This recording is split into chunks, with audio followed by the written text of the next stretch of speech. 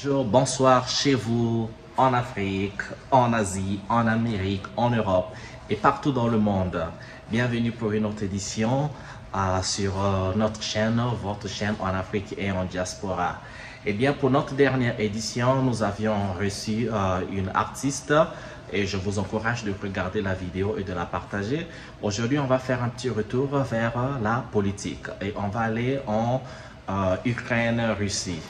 Ok, on ne fera pas une analyse extensive, mais juste un petit mot pour parler un peu de l'hypocrisie des médias et de ce qui se passe que beaucoup de gens prévoyaient depuis le début de la guerre entre la Russie et l'Ukraine. Eh bien, cette guerre a commencé il y a 3 ans, mais pas vraiment. La guerre avait commencé, il faut dire, depuis plutôt 2014. Vous avez vu quand il y a eu l'insurrection et le coup d'État qui s'était passé en Ukraine et le coup d'État qui avait porté Zelensky au pouvoir et ce qui même avait occasionné déjà à la Russie de s'accaparer de la Crimée. Vous vous rappelez? Eh bien, ça aussi, c'est pas vraiment là où tout a commencé à bouillir.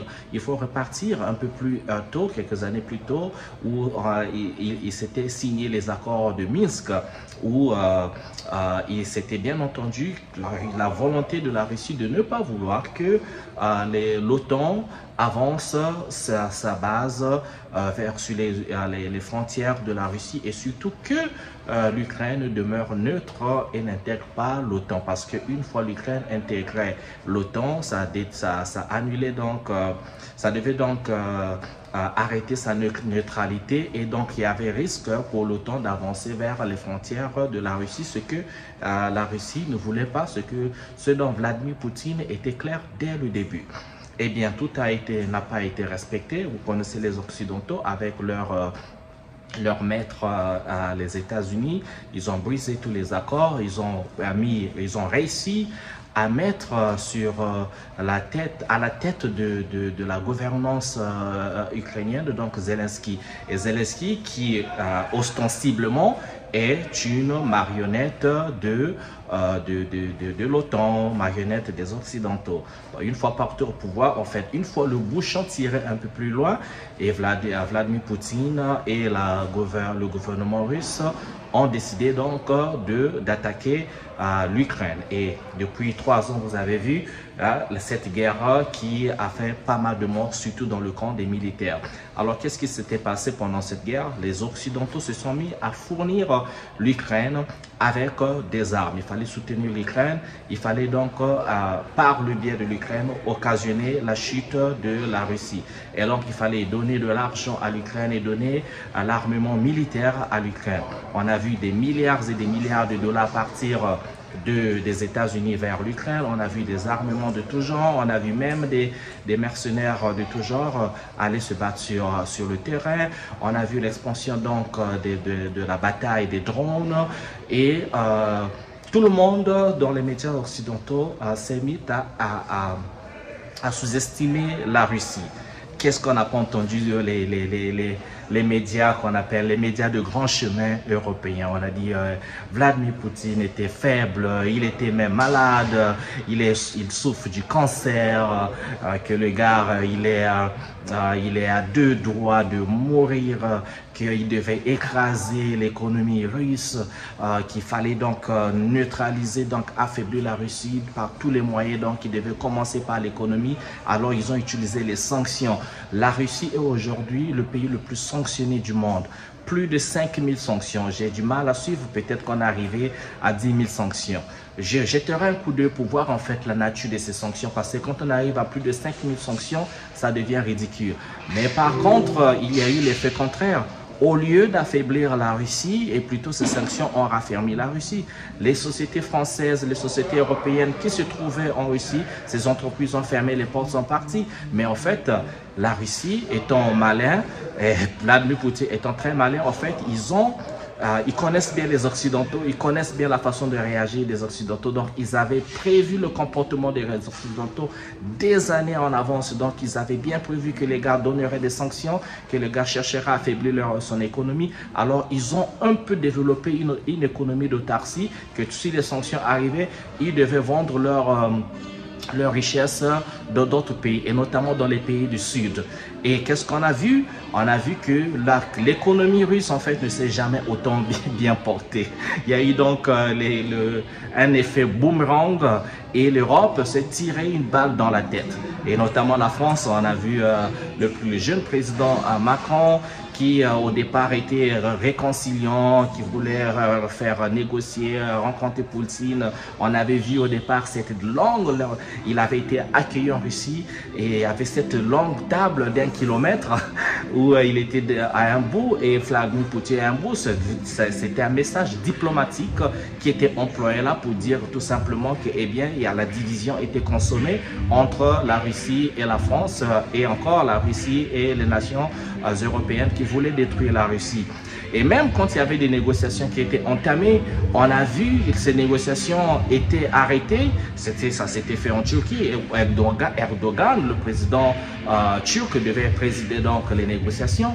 On a vu le secrétaire d'État anglais dans le temps qui s'appelait Boris Johnson aller donner des ordres à Zelensky, lui sommant d'arrêter en fait les négociations, d'accepter, et qui devait être soutenu pour détruire la Russie. On l'a promis à Zelensky qu'avec la force de l'OTAN, avec la force des nations européennes, il pouvait bien battre la Russie. Alors, on va faire un petit rappel. La Russie, c'est la deuxième puissance économique du monde. La deuxième puissance économique du monde, et que la Russie a plus de têtes nucléaires que les États-Unis. Alors, quel est ce genre de folie que les gens peuvent s'attaquer à une telle nation, sachant que si les armes nucléaires sont déclenchées, cela peut occasionner non seulement une troisième guerre mondiale, mais peut-être la fin de l'humanité, la fin de la planète Terre. Parce qu'en 1945, quand on a utilisé les deux bombes atomiques qui jetées à Nagasaki et sur Hiroshima au Japon, eh bien, il n'y avait que 2 bombes atomiques. Imaginez aujourd'hui, si les Russes ont 6000 têtes nucléaires et les États-Unis ont moins de 6000, sans compter ce que possède la France, l'Allemagne, l'Angleterre, l'Italie, l'Espagne, tous ces pays. Imaginez tout ça a été déclenché au même moment, eh bien, ce sera la fin de l'humanité. Ok, Dieu merci, cela ne s'est pas passé. Ok, la Russie a résisté, les pipelines qui alimentaient l'Europe et notamment l'Allemagne en gaz ont été détruits. Par qui? Eh bien, on ne sait pas, mais vous pouvez imaginer, vous pouvez deviner par qui. Et alors, qu'est-ce qui s'est passé? L'Europe a vraiment subi un coup, l'augmentation du prix des gaz. Les Allemands ont été obligés de recourir au charbon, donc réallumer l'industrie du charbon pour pouvoir s'électrifier, pouvoir se réchauffer, parce que l'été en Europe, c'est pas une blague, ok? Alors, qu'est-ce qui s'est passé? La Russie a été assez maligne pour pouvoir développer les relations avec les pays du Sud.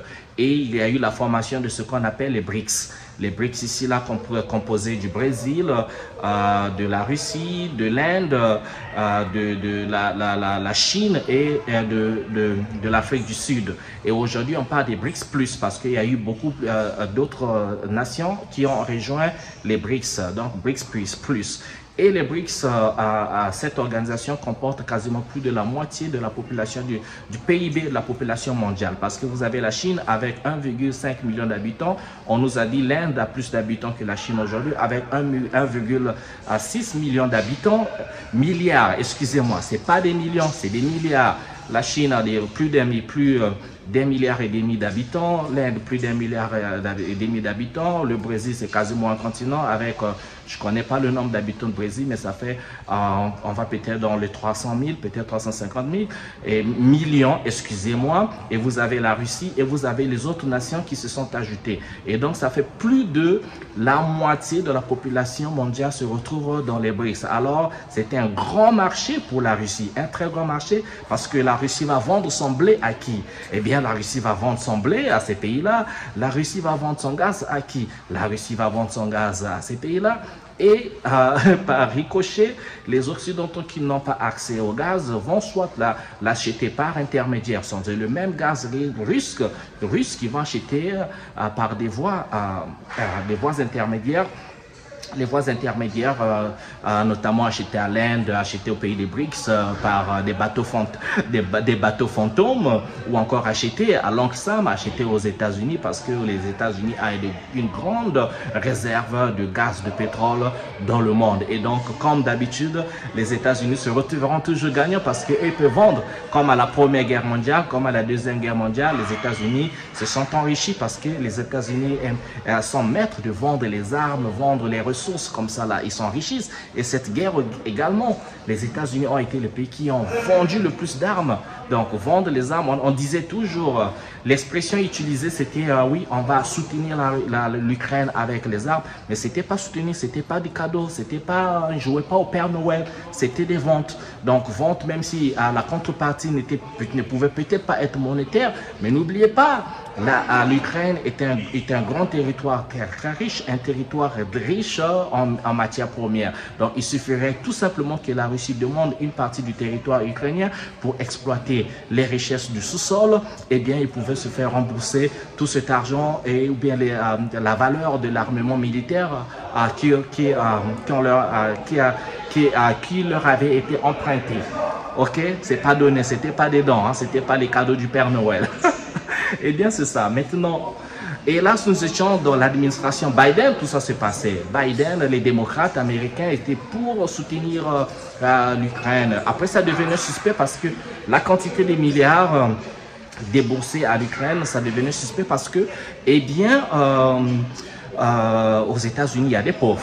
On ne comprend pas comment l'Amérique a des pauvres, qui a beaucoup de clochards, beaucoup de gens dans la rue, les gens qui ne peuvent pas, même les gens qui travaillent, des employés qui ne peuvent pas payer le loyer, qui sont dans la rue.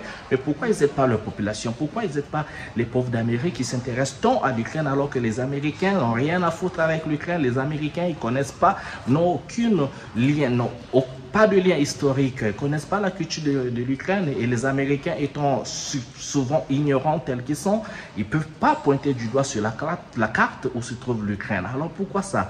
Est-ce que c'est la corruption? Est-ce que c'est des réseaux qui sont formés?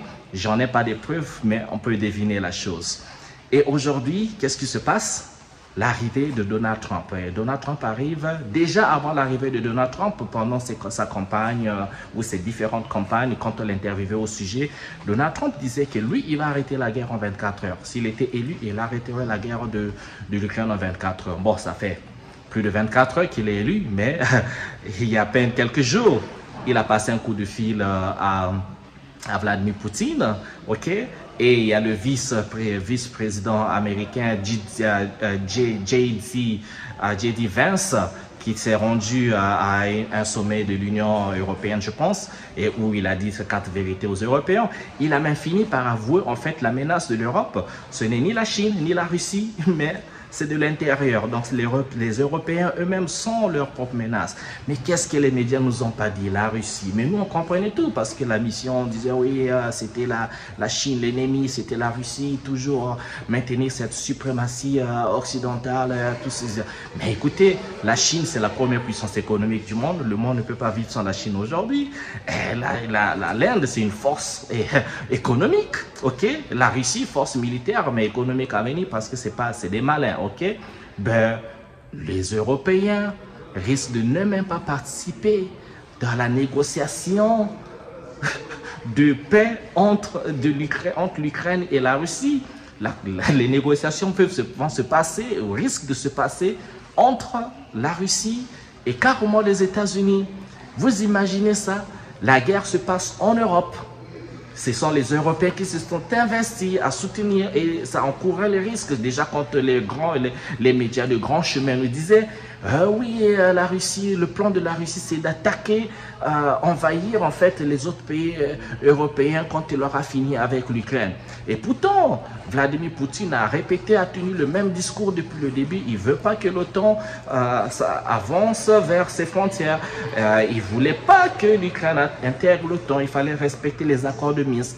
Il a répété ça 1000 fois. Il demandait même, qu'est-ce que les Américains, quel intérêt ils ont, eux, en fait, à intervenir dans un pays qui est très, très, très loin, à des kilomètres, des milliers de kilomètres du sol européen.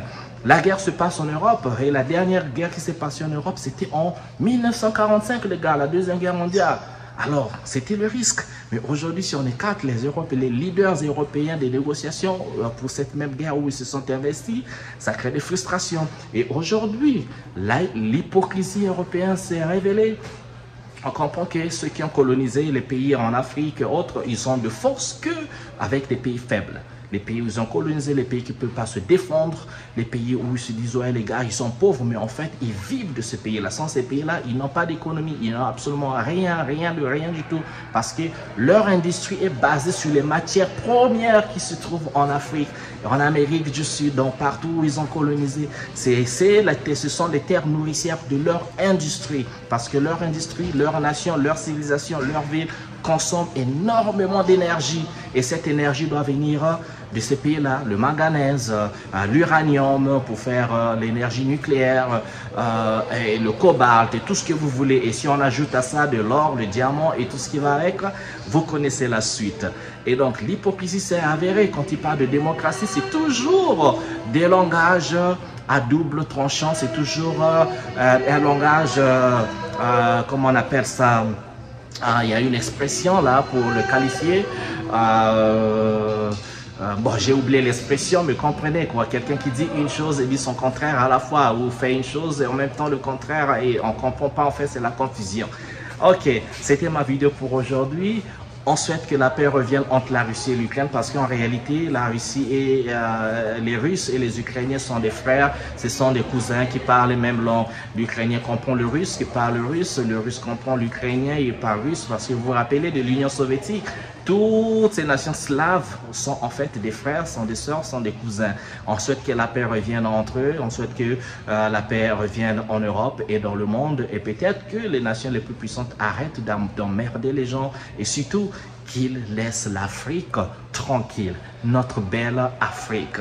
Merci de m'avoir suivi, et je vous demande toujours de laisser des commentaires, partager la vidéo, des j'aime comme ça, et on se retrouve à une autre vidéo. On parlera de je ne sais pas encore quoi, mais toujours dans la politique, le social et l'entrepreneuriat. Je vous adore les gars, et je vous souhaite bien le bonheur chez vous. Ciao, ciao.